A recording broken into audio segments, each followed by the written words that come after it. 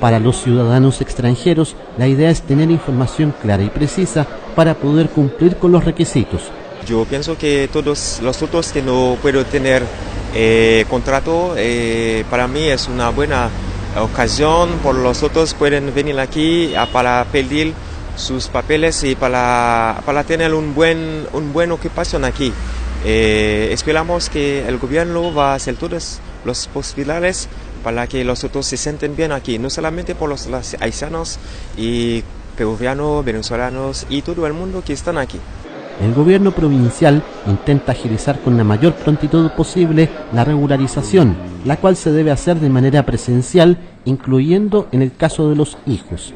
Han llegado aproximadamente 100 extranjeros los que están siendo atendidos. La verdad que el proceso ha sido tranquilo, la gente está recibiendo toda la información, así que creemos que vamos a andar bien. Llamamos a la tranquilidad.